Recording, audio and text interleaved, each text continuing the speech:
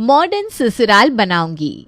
अरोरा परिवार एक आम सा सीधा सादा सा सिंपल सा परिवार है, जहां माता पिता का सम्मान, छोटों से प्यार, बड़ों को आधार देना, ये सब इन परिवार की नींव रही है।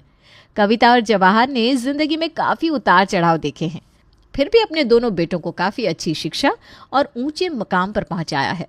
सुरेश और अनुज को अच्छी परवरिश के साथ अच्छे संस्कार भी मिले हैं, जिससे आज वो अपनी एक सॉफ्टवेयर कंपनी चला रहे हैं। दोनों खुश रहो, जीवन में आगे बढ़ो और खूब तरक्की करो। राजा खुश तो प्रजा भी खुश। माँ ने आशीर्वाद दिया ये तो समझ में आ गया, लेकिन आपने क्या कहा ये मुझे समझ में नहीं आया पापा। अनुज, इसका मतलब है कि अगर राजा खुशहाल होगा, आगे बढ़ेगा, तो वो अपने साथ प्रजा को, यानी कि अपने आसपास वालों को भी साथ में तरक्की करवाएगा। जिसका मतलब है कि हमारी कंपनी अगर आगे बढ़ेगी तो हमारे साथ काम करने वाले भी आगे बढ़ेंगे। ये तो सही बात है पापा, क्योंकि आजकल केवल खुद का आगे बढ़ना नहीं, सबका विकास करना ज़रूरी है। यही देश की भी तो ज़रूरत है। माता पिता तो सदैव यही चाहते हैं कि उनके बच्चे जीवन में सबसे आगे रहे, लेकिन मैं इसके साथ ये भी चाहता हूँ कि तुम दोनों सही रास्ते के साथ आगे बढ़ो। कामयाबी को सही रास्ते पर चलने के बाद पाओ। पापा, आपका मार्गदर्शन हमेशा ही हमारे लिए लाभदायी रहता है। हम आज तक कहीं भी अगर अटके भी हैं तो आपने और माँ ने हमेशा ही हमें सही रास्ता दिखाया है।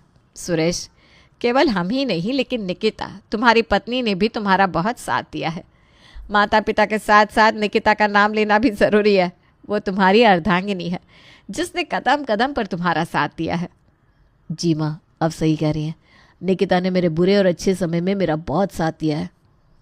जिस तरह माँ जी और पापा जी ने आप लोगों को हमेशा ही डटे रहने का सबक सिखाया है, वैसे ही माँ जी ने मुझे हमेशा ही मोटिवेट किया है कि मैं कैसे आपका साथ दे सकती हूँ। इसलिए थैंक यू माँ जी।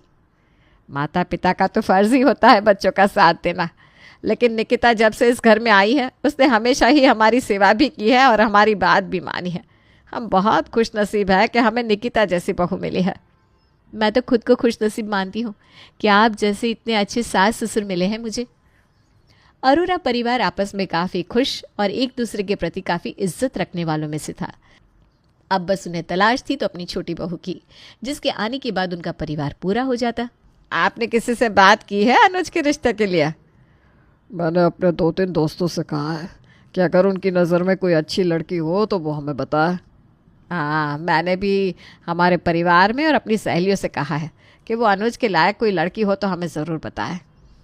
लेकिन न जाने क्यों मुझे ऐसा लग रहा है कि अनुज के मन में कुछ और ही है। आपके कहने का मतलब ये है कि वो किसी को पसंद करता है? मुझे